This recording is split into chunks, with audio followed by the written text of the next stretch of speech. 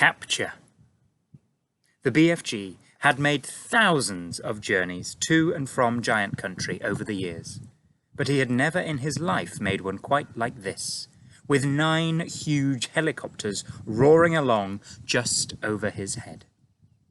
He had never before travelled in broad daylight either. He hadn't dared to. But this was different.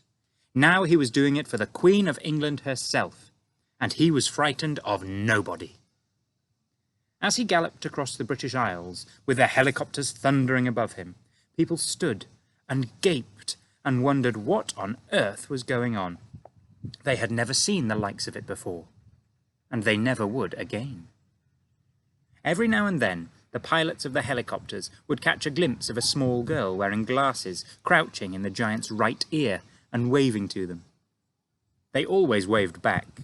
The pilots marvelled at the giant's speed and at the way he leapt across wide rivers and over huge houses. But they hadn't seen anything yet.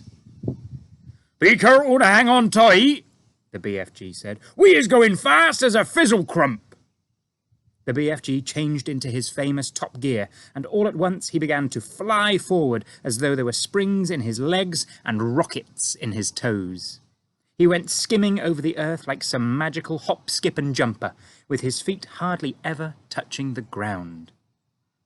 As usual, Sophie had to crouch low in the crevice of his ear to save herself from being swept clean away. The 9 pilots in their helicopters suddenly realized they were being left behind. The giant was streaking ahead. They opened their throttles to full speed, and even then they were only just able to keep up. In the leading machine, the head of the Air Force was sitting beside the pilot. He had a world atlas on his knees, and he kept staring first at the atlas, then at the ground below, trying to figure out where they were going. Frantically, he turned the pages of the atlas. "Where the devil are we going?" he cried. "I haven't the foggiest idea," the pilot answered. "The Queen's orders were to follow the giant, and that's exactly what I'm doing." The pilot was a young Air Force officer with a bushy moustache. He was very proud of his moustache. He was also quite fearless, and he loved adventure. He thought this was a super adventure.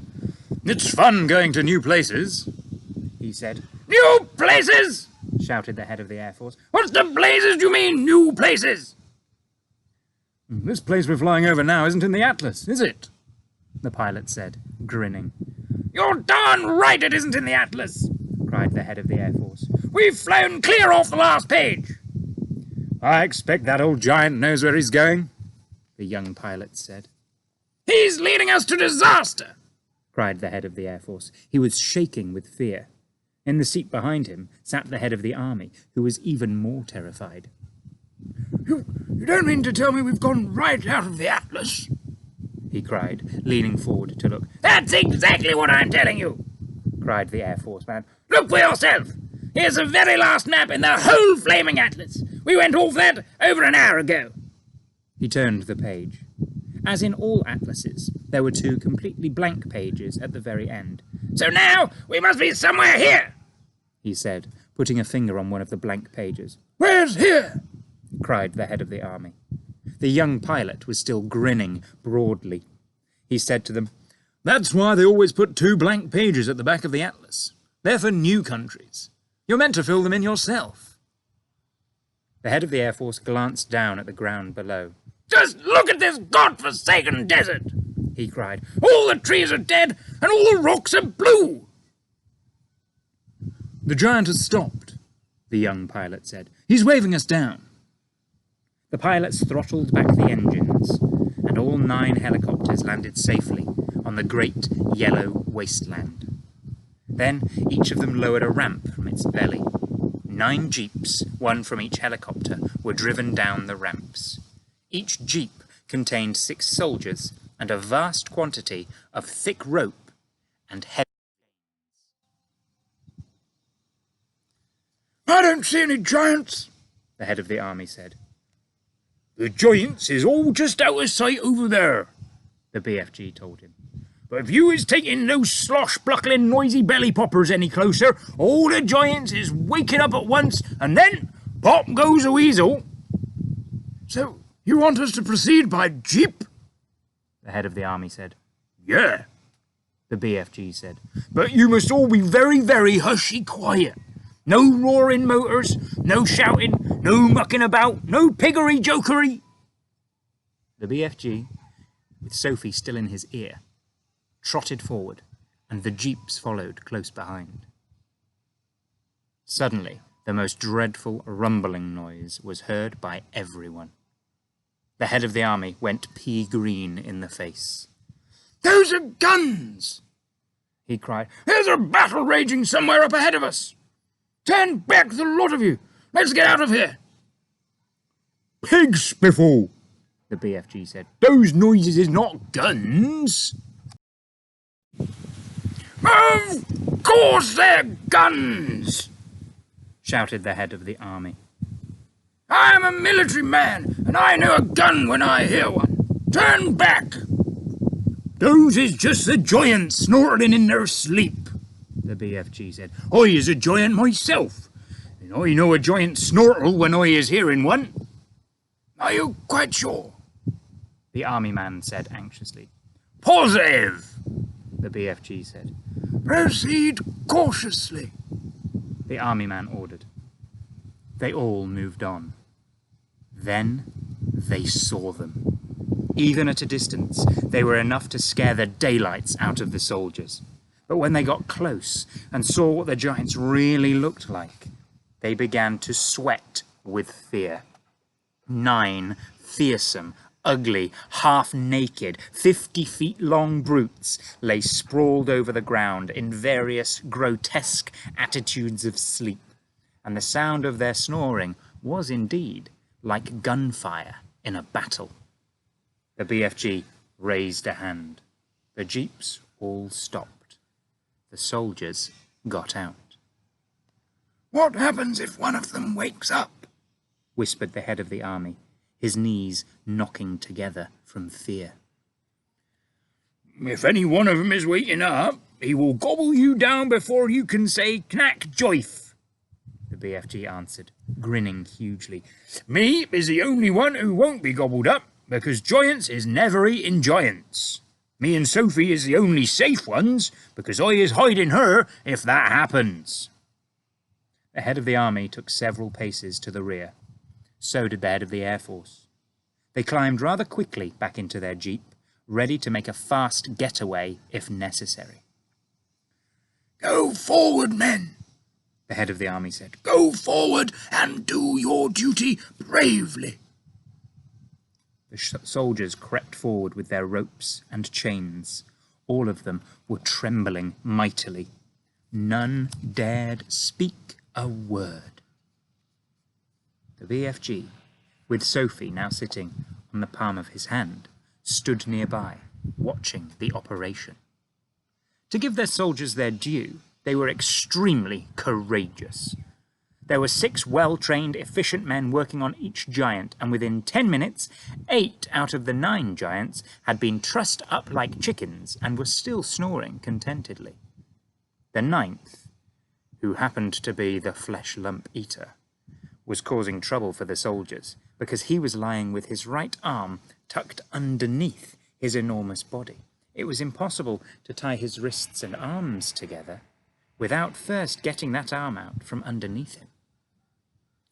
Very, very cautiously, the 6 soldiers who were working on the flesh lump eater began to pull at the huge arm, trying to release it. The flesh lump eater opened his tiny, piggy, black eyes. Which of you foul bastards is wiggling my arm? He bellowed. Is that you, you rotten man-hugger? Suddenly, he saw the soldiers. In a flash, he was sitting up. He looked around him. He saw more soldiers. With a roar, he leapt to his feet. The soldiers, petrified with fear, froze where they were. They had no weapons with them. The head of the army put his jeep into reverse. Human beings! the flesh lump eater yelled. What is all you flush-bunting, rotsome, half-baked beans doing in our country? He made a grab at a soldier and swept him up in his hand. I is having early suppers today, he shouted, holding the poor squirming soldier at arm's length and roaring with laughter. Sophie, standing on the palm of the BFG's hand, was watching, horror-struck. Do something, she cried, quick before he eats him. Put that human being down, the BFG shouted. The flesh lump eater turned and stared at the BFG. What is you doing here with all these grotty twiglets? He bellowed. You is making me very suspicious. The BFG made a rush at the flesh lump eater, but the colossal 54-foot giant simply knocked him over with a flick of his free arm. At the same time, Sophie fell off the BFG's palm onto the ground. Her mind was racing. She must do something. She must. She must. She remembered the sapphire brooch the Queen had pinned onto her chest. Quickly, she undid it. I is guzzling you nice and slow, the flesh lump eater was saying to the soldier in his hand. Then I is guzzling 10 or 20 more of your midgy little maggots down there. You is not getting away from me, because I is galloping 50 times faster than you. Sophie ran up behind the flesh lump eater. She was holding the brooch between her fingers. When she was right up close to the great, naked, hairy legs, she rammed the 3-inch-long pin of the brooch as hard as she could into the flesh lump eater's right ankle. It went deep into the flesh and stayed there. The giant gave a roar of pain and jumped high in the air. He dropped the soldier and made a grab for his ankle. The BFG, knowing what a coward the flesh lump eater was, saw his chance. You is bitten by a snake, he shouted. I seed it biting you. It was a frightsome poisonous viper. It was a dreadly, dungerous windscreen viper. Save our souls, bellowed the flesh lump eater. Sound the crumpets! I is bitten by a septicus venomous windscreen viper. He flopped to the ground and sat there, howling his head off and clutching his ankle with both hands. His fingers felt the brooch. The teeth of the dreadly viper is still sticking into me, he yelled. I is feeling the teeth sticking into my anklet. The BFG saw his second chance. We must be getting those viper's teeth out at once, he cried. Otherwise you is deader than duck soup. I is helping you. The BFG knelt down beside the flesh lump eater. You must grab your anklet very tight with both hands, he ordered. That will stop the poisonous juices from the venison viper going up your leg and into your heart. The flesh lump eater grabbed his ankle with both hands. Now close your eyes and grit all your teeth and look up to heaven and say your prayers while I is taking out the teeth of the venomsome viper, the BFG said. The terrified flesh lump eater did exactly as he was told. The BFG signalled for some more rope. A soldier rushed it over to him. With both the flesh lump eater's hands gripping his ankle, it was a simple matter for the BFG to tie the ankles and hands together with a tight knot. I is pulling out the frightsome viper's teeth, the BFG said, as he pulled the knot tight. Do it quickly, shouted the flesh lump eater, before I is pizened to death. There he is, said the BFG, standing up. You can look now. When the flesh lump eater saw that he was trussed up like a turkey, he gave a yell so loud that the heavens trembled. He rolled and he wriggled. He fought and he figgled. He squirmed and he squiggled. But there was not a thing he could do. Well done you, Sophie cried. Well done you, said the BFG. smiling down at the little girl. You is saving all our lives. Will you please get that brooch back for me? Sophie said. It belongs to the Queen. The BFG pulled the beautiful brooch out of the flesh lump eater's ankle. The flesh lump eater howled. The BFG wiped the pin and handed it back to Sophie. Curiously, not one of the other 8 snoring giants had woken up during this schmozzle. When you is only sleeping 1 or 2 hours a day, you is sleeping extra doubly deep, the BFG explained. The head of the army and the Air Force drove forward once again in their jeep. Her Majesty will be very pleased with me, the head of the army said. I shall probably get a medal. What's the next move? Now you is all driving over to my cave to load up my bottles of dreams, the BFG said. We can't waste time with that rubbish, the army general said. It is the Queen's order, Sophie said. She was now back on the BFG's hand. So the 9 jeeps drove across to the BFG's cave, and the great dream-loading operation began. There were 50,000 jars in all to be loaded up, more than 5,000 to each jeep, and it took over an hour to finish the job. While the soldiers were loading the dreams, the BFG and Sophie disappeared over the mountains on a mysterious errand. When they came back, the BFG had a sack the size of a small house slung over his shoulder. What's that you've got in there? The head of the army demanded to know.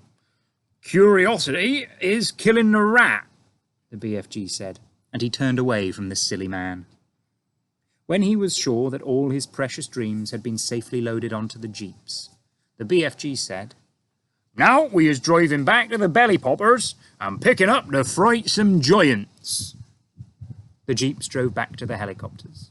The 50,000 dreams were carried carefully, jar by jar, onto the helicopters. The soldiers climbed back on board, but the BFG and Sophie stayed on the ground. Then they all returned to where the 9 giants were lying. It was a fine sight to see them, these great air machines hovering over the trussed-up giants. It was an even finer sight to see the giants being woken up by the terrific thundering of the engines overhead. And the finest sight of all was to observe those 9 hideous brutes squirming and twisting about on the ground like a mass of mighty snakes as they tried to free themselves from their ropes and chains. I is flesh bungled, roared the flesh lump eater. I is split swiggled, yelled the child chewer. I is swab swalloped, bellowed the bone cruncher. I is goose gruggled, howled the man-hugger. I is gungle swiped, shouted the meat dripper. I is flunk gungled, screeched the maid masher. I is slop groggled, squawked the gizzard gulper. I is crotch swinkled, yowled the blood bottler. I is pop mugged, screeched the butcher boy. The 9 giant-carrying helicopters each chose a separate giant and hovered directly over him. Very strong steel hawsers with hooks on the end of them were lowered from the front and rear of each helicopter. The BFG quickly secured the hooks to the giant's chains, one hook near the legs and the other near the arms. Then, very slowly, the giants were winched up into the air, parallel with the ground. The giants roared and bellowed, but there was nothing they could do. The BFG, with Sophie once more resting comfortably in his ear, set off at a gallop for England. The helicopters all banked around and followed after him. It was an amazing spectacle, those 9 helicopters winging through the sky, each with a trussed-up 50-foot-long giant slung underneath it. The giants themselves must have found it an interesting experience. They never stopped bellowing, but their howls were drowned by the noise of the engines. When it began to get dark, the helicopters switched on powerful searchlights and trained them onto the galloping giant so as to keep him in sight. They flew right through the night and arrived in England just as dawn was breaking.